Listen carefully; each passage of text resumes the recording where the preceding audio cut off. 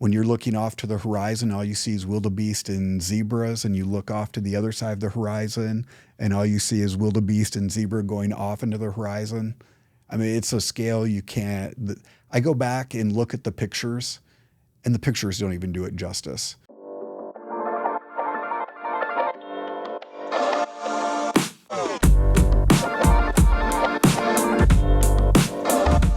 Welcome back to the Talk Midland podcast. My name is Logan Richetti with Modern Realty. Today I have my new buddy, Jason Bennett with Applied Training Solutions. Thank you for having me. I appreciate it. The first place that we ever met was at Calvary Baptist, where you are a volunteer security guard. I am. Armed security guard. Armed security, yes. Which is a controversial topic a little bit, but I certainly feel better about having the kiddos over there having some security. Yeah, with the move towards people leaving the public education system and seeking out private education, there's been a tremendous growth in the school. And as that growth has happened, the school felt the need to add additional layers of security. So part of that is 3 armed security officers that are in the building. One of them is there full time, and then the other 2 of us are there at random times throughout the day. So we try to randomize when we're there. A lot of people will see us at pickup and drop off, but then we're there through other times throughout the day as well. So that way patterns can't be developed. So as you look at a planning cycle for an attack, you look at the Nashville school shooting, and you'll see that the shooter there planned out that attack, made visits. She had been a former student there, so she knew the layout of the building. And all of these attacks generally follow some sort of pattern in that manner. That there's a plan, and then they execute that plan. So one of those things that we try to do is randomize the times that we're in the building, so we can't be predictably there or not there. Are all 3 of those positions volunteer? All 3 are volunteer. But one's there all day? Yep. How does that compare to the public schools? I know they have resource officers that are... Midland is a great example of the things that should be done in communities. We have the millage that supports the law enforcement officers, the resource officers. Could that be better? 100%. It could be better. Some of those resource officers are shared between buildings. So there is that aspect. But as a community, I think Midland has done a very good job of trying to provide safety within the school districts. I recently taught Stop the Bleed to a group of Dow High students and was really impressed with their layered security approach trying to get into the building. You know, I'm just some random guy that was trying to get into the building, and I was met by the greeter who checked my ID and all of those right things that I like to see as a parent, right? So it made me feel good that the other school districts in the area are following a similar suit. Well, when you walk into Calvary Baptist to drop your kid off, there's a key fob system, the doors are locked, and there's also video intercom systems. How does that compare to, say, a random elementary school in Midland? Do they have any of that? Or so I really can't speak to that because my daughter has always been at Calvary.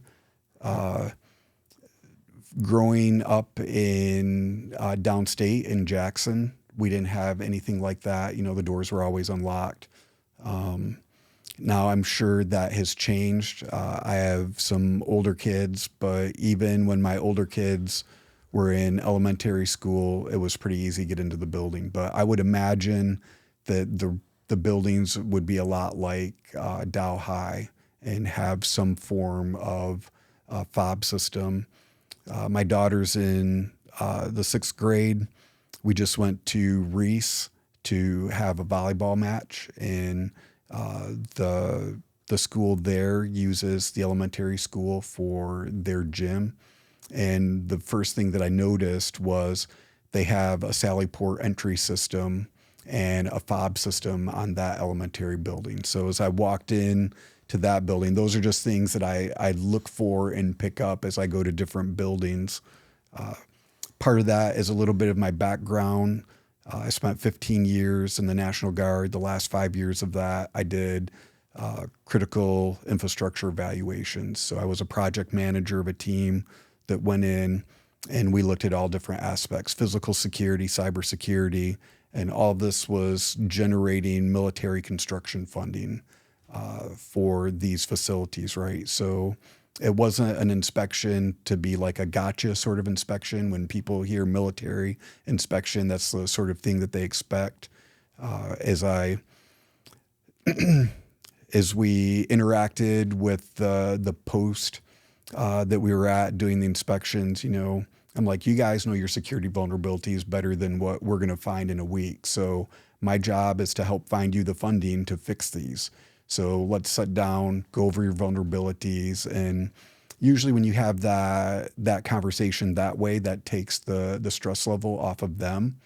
And, it's weird in that aspect within the military. That's a 7-year funding cycle. So I'm doing this inspection that's going to generate funding, but it's not going to show up for funding for about 7 years because of the way Congress appropriates funds. So occasionally you'll see things that are like, wow, we really need to fix that. And we had a facility, we were able to get them about $700,000 to fix a major security vulnerability, like in 6 weeks. Like that's one of those solid wins where you walk in and on your first day, you're like, oh, wow, we thought this was bad, but this is way, way worse than we thought. So, well, what are the typical security vulnerabilities in, say, a local school? Prop doors. If you look at the recent school shootings, Uvalde, Texas is a good example of that. The door was propped open, the classroom door, the shooter entered, the lock was broke on that door, had been broke for 3.5 years, several work orders on it. So when we interact with our staff at Calvary, one of my pet peeves is doors being propped open, just because that barrier saves lives. Mm-hmm. Every single barrier between the shooter and the student is going to save lives. We just saw that play out in this last school shooting. The student exited the room, went to his locker, get the firearm, came back to that same room, and the teacher wouldn't let him in. Had the teacher allowed a student to go open the door, that student probably would have let him back in. But the teacher went to the door, realized he had a firearm, shut the lights off, and started moving people. So these barriers save lives, whether it's a key fob system, locked doors, but people are people and we take shortcuts. And we were like, oh, I'm just going to run outside for a minute. So I'm going to kick a rock in this door so I can come right back in. And, I'm going to have a box in my hands. I won't be able to fob in or insert whatever excuse. And it's those sort of things that allow people entry to the building. We unfortunately will never know the motivation of the Uvalde shooter. As I've looked through the video footage that's available publicly and read the report that came out from Texas, I don't know if the school was even the main target. I mean, he's flying down the road in his vehicle and he crashes, and I think he looks up and sees the school, and then there's a door propped open. That was his way into the school. And then you watch him go down the hallway and he's literally checking doors. And when he gets to that first unlocked door, one of our policies is all the students are behind a locked door all the time, right? And as some parents get frustrated with that because they come into the building and they want to be able to go get their child in. But there again, that goes back to positive control, right? So if we can maintain positive control, we have a much better chance of adding additional time to delay the shooter. I had a chance to tour Woodcrest Elementary School a couple months ago, and I noticed one of the classroom doors had a bolt on the floor with a hole. So you could tell in the event of an emergency, they could simply engage that bolt and that would keep the door locked from the inside. And I assume that these teachers in these school districts have some sort of emergency training and protocols. Yeah, a lot of the different schools, there's AVERT, there's ALICE training. I think MPS uses the ALICE model of training. So there's a lot of different models out there. It all boils down to run, hide, fight. Department of Homeland Security recommends run, hide, fight as a self-defense instructor, concealed pistol license instructor. We teach run, hide, fight for the simple fact that the easiest gunfight to win is the gunfight you don't get into, right? So when we train our staff and our staff is able to execute things well, like dropping the bolt in the ground, alerting the rest of the building to the act of violence, right? Those are how we protect kids' lives. In addition to having somebody there that can use lethal force. The ability to de-escalate a situation when somebody is using lethal force is usually pretty low. There are some unicorn events out there. The Jonesboro, Arkansas shooting, student is active shooter shooting at the flagpole, a group of Christian kids praying at the flagpole that morning. Shooter gets out, starts shooting them. Principal walks out, tells him lay the firearm down. He lays the firearm down. Those types of things don't happen very often, right? So for an event like that to happen, you have to have a well-established relationship between the principal and that student, right? So that student had been in the principal's office a lot, had submitted to the principal's commands before, right? So there's that supervisory relationship that has already existed in that moment. Instead of thinking, wait a minute, I have a gun. He doesn't. He can't tell me what to do, right? He just initially complied.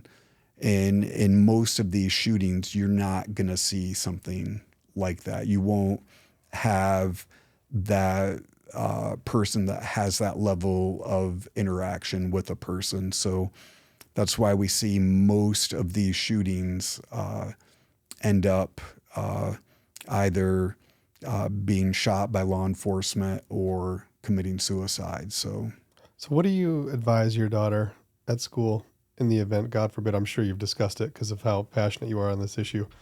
What do you advise her to do? What's your advice to her when you're not around to help her out in the event of an emergency? What do you tell her to do? So run, hide, fight. If you can get away, create distance. Distance is always your friend.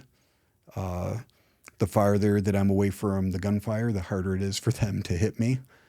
But if it comes down to wanting to fight, then make sure that you're going to win. And part of that is mental preparation. So I'm glad that you really asked that question because this is one of the things that I cover in my concealed pistol license class. Mental preparation started the moment that you clicked book this event on our website, right? Because you've decided, hey, this is what I need to do to be able to protect myself, protect my family. But now you need to take that to the next level. You have to say, I'm going to win this fight. I'm willing to do whatever it is. If that means take my finger and poke you in the eye, I'm going to take my finger and poke you in the eye. If I have to bite you, kick you, hit you, whatever, nothing is off the table. Well, one of the things I'm thinking about is that event, I don't know where it was, where the parents were outside of the school and the police refused to allow them into the school because it was an active shooter situation. Some of those parents disobeyed the orders and went in and got their kids and removed them safely. I can understand from a law enforcement standpoint that you don't want to complicate the scene any more than it already is because you're trying to isolate the shooter and find him and take him out. But if my daughter is in an active shooter situation, I don't care who's in my way. I'm going in to get her. So how do you balance that? And that's really hard. This is, we had this discussion, my business partners and I, just a few months ago. My business partner, his son goes to Dow High, and he's like, I've told Sean, if something happens, break a window out, get out of the building, whatever. He's like, I know the school wants you shelter in place. He's like, and so we worked through some of that and said, okay, now let's think about this from the school district standpoint, right? They need to maintain accountability because they're operating in loco parentis, right? In act of the parent. So we don't want to do things to complicate things for them, but at the end of the day, if it's break a window out and get out of the building, then break a window out and get out of the building, right? I think conversations with your kids ahead of time, role playing different scenarios, thinking through different scenarios, gives children and anybody, frankly, more confidence to go into a situation and having a thought pattern rather than just panic. So I believe that, even as simple security as what to do in the event of a fire in your house. We just had a big fire down the road, the other day, and I was watching it happen, or I was hearing about it as it was happening. I'm thinking, if you're driving down the road and you see fire in a cornfield and you're close to it, you need to get away from it. And you need to decide, which route to go and what considerations to make in terms of which way you turn and how fast you drive and whether you stop at red lights and things like that. In normal everyday scenarios, you follow the rules, but in extreme life-altering, life-threatening scenarios, you got to think for yourself. And I hope that my kids learn how to think for themselves, and I'm going to teach them to do that. Well, and that is the thing, right? Thinking through those problems before they're problems. Mm-hmm. That mental preparation, the moment that you decide to carry a firearm and to use it to protect yourself, you have to start working through those. In our USCCA curriculum, there's a line that I like. It says, is it worth dying or going to jail over? Right? So we have to think along that legal aspect, right? What is legal? What is right? But then I also have a duty to my family, right? I'm going to go home at the end of this defensive engagement. It may not work out in my the way that I wanted it to, but my mindset is always that I'm going to win. I doubt that as many people have had the opportunity to experience the things I've experienced in the military. I doubt that there's many people that have spent as much time training with a firearm as I have the ability to do. I mean, this is what I do full time, right? So in those areas, it's not overconfidence or being arrogant. I just consider that being prepared, right? And working through mentally. When I walked into the studio this afternoon before we started filming, I already looked to see where are the exits, right? So if something bad happens, what if somebody breaks through the glass and wants to shoot you and me up? I've got a microphone here in front of me. You have a microphone here in front of me, in front of you. So there's some barriers for us to get up and to move out of the way, right? So what does that look like if I have to draw from a seated position? What does it look like if I have to draw while I'm in my vehicle? I'm left-handed. The seatbelt covers my firearm if I'm in the vehicle and belted in, right? So if you don't take the time to think through those actions, you're probably not going to be able to perform. What does it look like if I have to shoot through a windshield? Most people probably wouldn't even think about doing that. You can engage bad guys from the inside of your vehicle. And it's fairly easy and fairly effective. You shoot a hole through the windshield, and then you can go ahead and engage other individuals through that same hole. So I'm not deforming that next round by sending it through a different place in the windshield. I can continue to make well-aimed shots. I have to make sure I come over the top of the steering wheel. Because if I draw and I do this, I may shoot the top of the steering wheel, or I may shoot into the dash. So you have to stop and think through those things. And I've been very fortunate to have had some great mentors in the firearms category.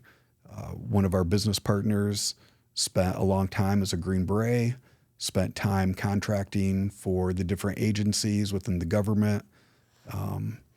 So working with him, coupled with my experience in the Middle East, I I try to view things holistically, right? So what do I need to do for this situation, and how do I need to make it make the situation better? Because that's what the end of the day is. It's, the situation's bad. I need to provide some sort of resolution to the situation. Is it lethal force? If it's lethal force, then I'm going to act like I'm the third monkey on the ramp on Noah's Ark, right? And it's starting to rain. So, and a lot of people will laugh and say that's kind of funny, but really that's what your mindset has to be. Violence is a tool.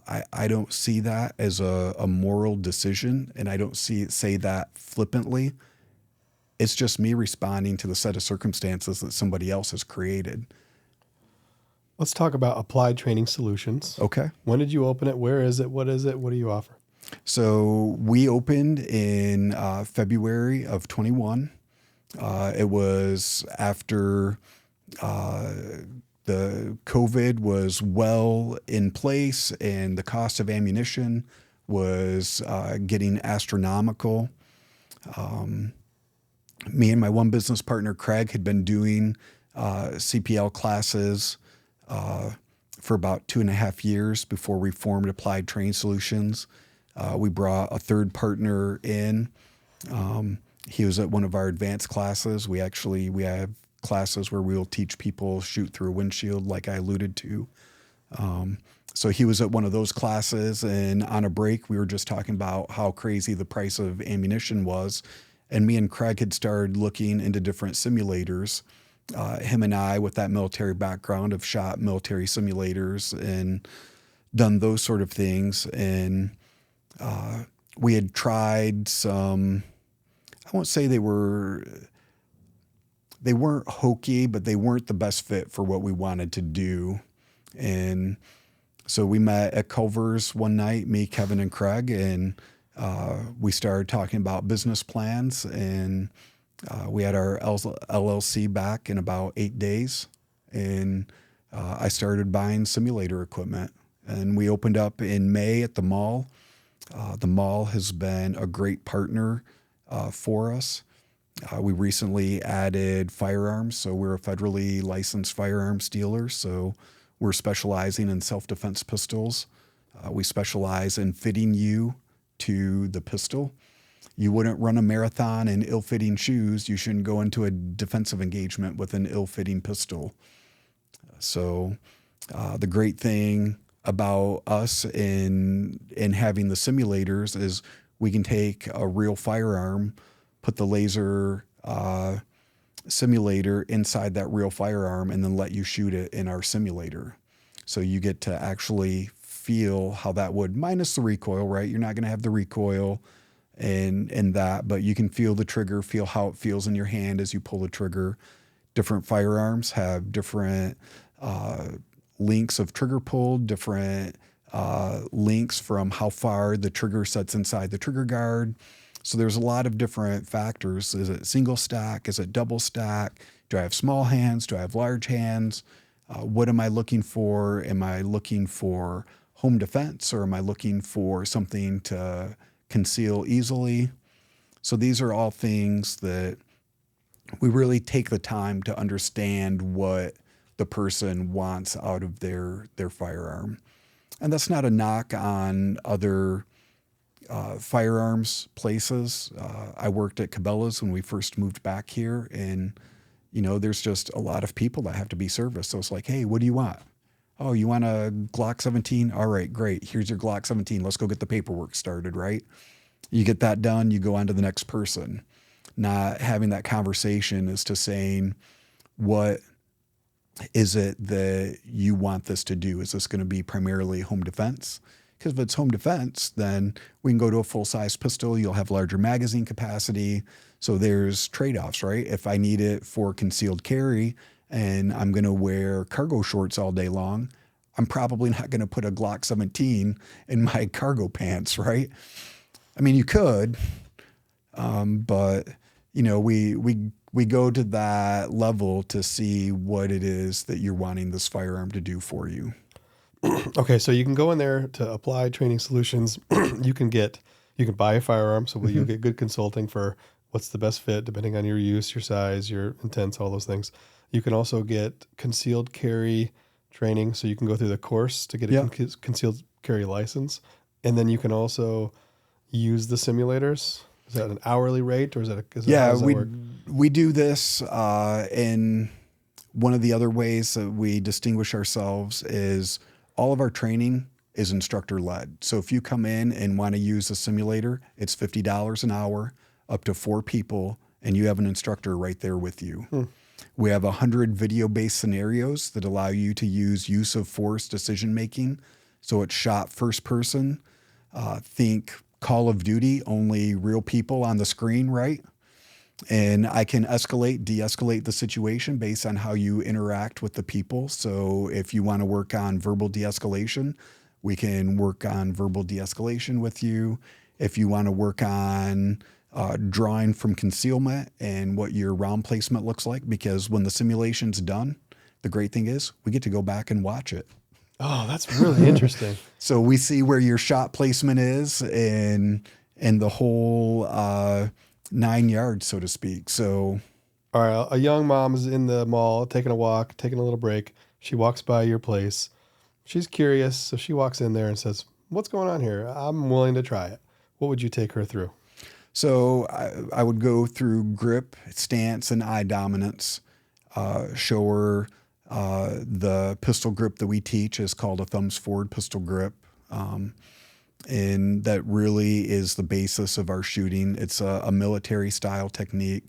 As you progress in shooting with your thumbs forward, you're going to naturally start to develop an index. And so if you've heard of instinctive firing or index firing, that's really where this comes from. So whatever I'm looking at, so I'm going to look directly into the camera, wherever my thumb and my index finger and I'm looking at, I'm probably going to hit that within 5 or 6 inches. So that's combat accurate, right? Because in a defensive engagement, I really don't care if I hit here or I hit here. I just need to make sure I'm hitting the person, right? Statistics, wow, that was really difficult to say. Say that you're going to fire 3 to 5 rounds in 3 to 5 seconds with between 16 and 9 feet. So that first shot is going to happen somewhere around 16 foot. That last shot is going to happen somewhere around 9 foot. So if we're doing center mass hits into the body, that person isn't necessarily going to go down on the first shot. So we may have 3 to 5 shots before they stop the attack. So in the simulation, is something coming closer to you, or? Yeah. So obviously it's projected on the wall, but the computer knows how far the shooter is away from the wall. It knows how wide the screen is, so it makes everything appear the way that it would be. So if the guy is 6 foot tall and he's 30 foot away, he's going to look like a 6 foot tall guy would be at 30 foot away. And then as he comes closer, he's obviously going to get larger. All right, so a simulation training exercise might be there's an assailant that comes from you starting 30 feet away. Mm-hmm. So your job at that point is to draw your firearm, aim it, and shoot it before he gets to you where he can disarm you. Correct. That sounds fun. It is awesome. You've also done some other interesting stuff in your life. I have. I just recently came back from Africa. I was fortunate enough to be able to summit Mount Kilimanjaro. So we spent 3 weeks in Africa, spent 8 days on Mount Kilimanjaro, 6 days to make it to summit, 2 days to come off. So wow, the rooftop of Africa. I've had the opportunity to do some fairly cool things in my life, but that's been one of the most awesome adventures. Was that a safari where you were hunting? So no, we climbed Mount Kilimanjaro and then we went to the Serengeti and watched the migration. So we were there during migration, and when you're looking off to the horizon, all you see is wildebeest and zebras, and you look off to the other side of the horizon, and all you see is wildebeest and zebra going off into the horizon. I mean, it's a scale you can't. I go back and look at the pictures, and the pictures don't even do it justice. Yeah. The pictures being on the mountain, when you're 9,000 foot above the cloud level, and you're looking down, the clouds are usually around 9 to 10,000 feet on the mountain. So you get up above the cloud level and you turn around and you look and you see the clouds floating off the side of the mountain, right? It's just the most amazing thing. And then you look up and you're like, man, I'm only halfway up. I've got a long ways to go yet. What's it like? What's it like taking 6 days to summit a mountain? You climb a mountain the same way you eat an elephant, one bite at a time or one step at a time. So you just have to, there again, mental preparation, right? When we set off to do this, it was 2 years of planning and going through the planning process, working with the outfitter, going and buying gear, trying gear out. We did some endurance hikes that were here locally up at the Jordan Valley Pathway. So just seeing physically, can I complete a 20-mile endurance hike, right? So I carried 30 pounds, completed that. It was 23 miles in just over 8 hours. We walked about 4 miles every day. Of course, we were gaining altitude every day.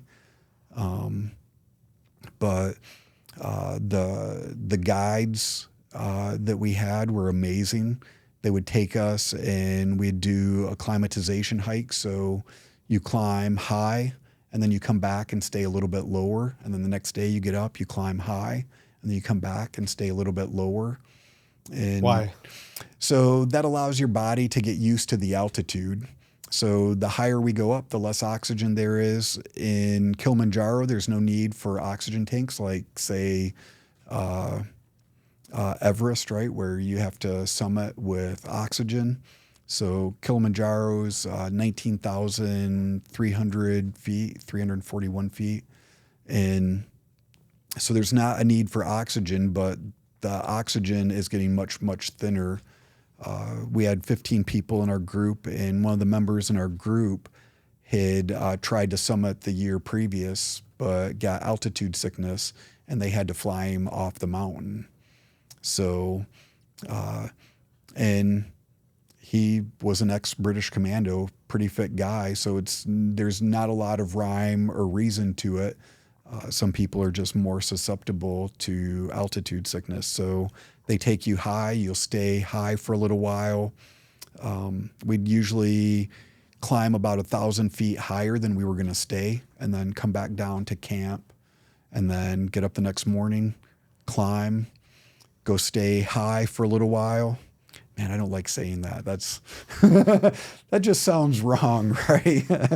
So we'd climb and then come back down to camp. 2 days before we summited, we went to 15,000 feet, stayed at 15,000 feet for 3 hours, and then our camp was at 12,000 feet. So we climbed 2,000 feet from 13 to 15,000 feet, stayed at 15,000 feet, and then went back down to 12,000 feet to stay for our camp.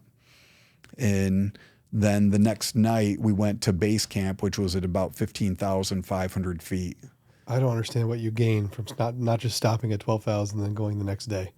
It really affects your body that much? Yeah, from a metaphysical side, I don't understand how it works. I just know that as your body goes high and you adapt to that, and then you come back lower, it allows your body to be acclimated to that next height.